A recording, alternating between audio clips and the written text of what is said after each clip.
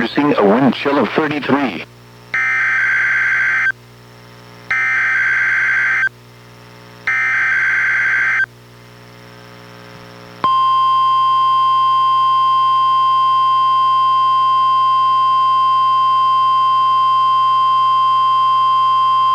This is the National Weather Service office in Portland, Oregon. The preceding was a test of NWR weather radio's warning alarm. Tests of these receivers are normally conducted every Wednesday between 11 a.m. and noon. If there is a threat of severe weather on the day of the test, it will be postponed until the following week. This concludes this test. We now return to our regular programming.